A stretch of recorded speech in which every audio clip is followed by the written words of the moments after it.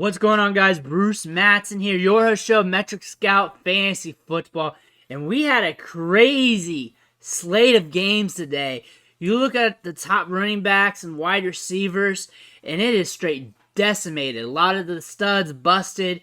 We got a lot of ancillary jabronis making big plays, and it's just been a weird week. But right now, the Sunday night game's going on between the Broncos and the Niners. And I want to talk about Russell Wilson real quick because it hasn't been pretty. Started the year off with back-to-back QB2 weeks. Week 1 wasn't too bad. It was over 20 fantasy points, but still not the production people was looking forward to. People were expecting this to go off. I was expecting it. A lot of people were expecting these wide receivers to have career years. They were expecting Russell Wilson to cook. And now it's just a meme of him cooking all these poor recipes on the internet. But should we drop him? Should we jump overboard with him? Or should we be patient? That's the thing. Right now, the score's 7-3. And he currently has 113 passing yards, no touchdowns. He has 2 touchdowns on the season. Jimmy G has 1 right now. That's half of Wilson's touchdown production in 2.5 games or so.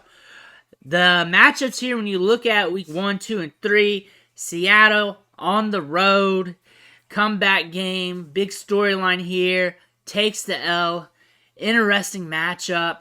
Then Houston. Houston's more scrappy than people realize, and San Francisco's got a stud defense, and it's tough to put up bunches of points on them. What I see going forward, we got the Raiders, we got the Colts, we got the Chargers. You may want to be patient with them, but it's going to be hard to feel like you want to start them. It may not feel good to put them in your fantasy lineup during those weeks, even though those could be optimal matchups for him. He could sling the rock, get you the production needed, and we also have guys probably on your waiver wire that is also scoring just as well, because you know streaming quarterbacks, streaming the matchups at a certain point works well for you. I would suggest be patient another week or two. Let's get through the Raiders. Let's get through the Colts before we start dropping them.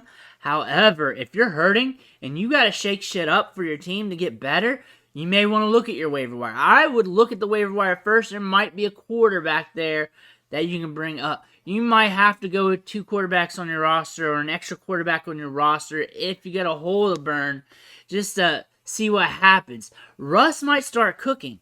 He is in the AFC West. He is in this division that's going to propel fantasy points. We're only 3 weeks into the season. It's not time to jump off cliffs. However, it is also time that we start moving and shaking, because soon we'll be in the middle of the fantasy season and we just can't be taking these L's week in and week out.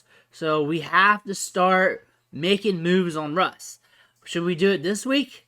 Really depends on your situation, how hurting you are, and what's on the waiver wire. If there's quarterbacks on the waiver wire, you like the matchups better, and you don't care, and you're just willing to stream going forward, then go ahead and do it. I am a man of patience. I want to get through the Vegas game, the Colts game, maybe the Chargers game. That might be too much, but I know there's some optimal matchups on the horizon because he is in the AFC West, and I'm interested in that, but it's not looking good right now. It is not looking good right now. However, some things I want to point out. He was around top 10 before this game, though. Just 2-game sample size in completed air yards. So passing volume downfield and being able to connect with that, solid. That's a good indicator. Good in yardage totals, over 500 yards in 2 games. That's solid, but the touchdowns weren't there. I believe if he had like a couple more touchdowns, people would be looking at him in a different light. A lot of people online, when I look at fantasy football analysts, they're recommending to drop him. Some of them are. I don't recommend jumping off cliffs this quick in the season. However, we have to start reacting now. We have to start getting our ducks in a row. If you need to, if you're in a league with short benches, basic redraft league, there's a guy on the waiver wire at quarterback, go ahead and do it. Just know that, hey, you're probably going to be streaming the rest of the season. Or you want to be patient. There's other quarterbacks you can maneuver in his place, and you have a spot on the back of your bench. I recommend having wide receivers and running backs on the back of your bench, But in this case, you may want to do this for a week or two, especially once we get into conference play or divisional play, to see what happens. See if Money Printer goes bird in the AFC West with him. See if he starts cooking. See if he starts figuring it out. He's on a new team. Things are going to have to start clicking. And we need to click soon, though. Fantasy football, especially redraft season or in season, it's a rush to the finish.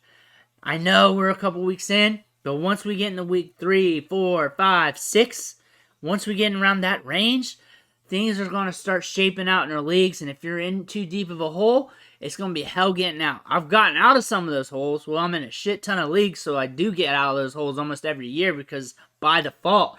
But it's not fun to be in because a lot of those times you get buried and you want to be careful. You want to have a plan of action.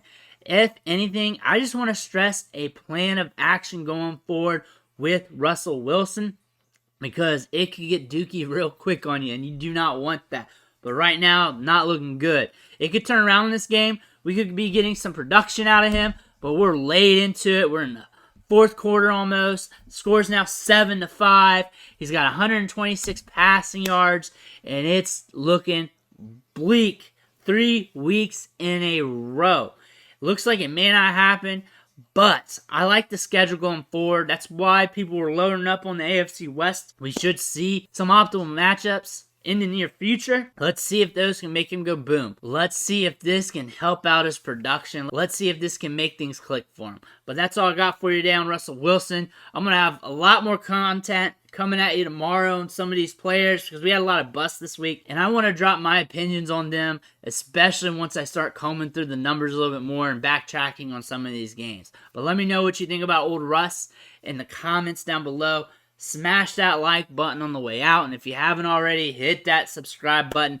I'm dropping fantasy football content left and right on the daily, and it's going to help you out going forward with your fantasy teams. If not, you're going to be entertained. I'm 100% honest, 100% real on the channel. I want to thank you for watching. I'll catch you on the next vid.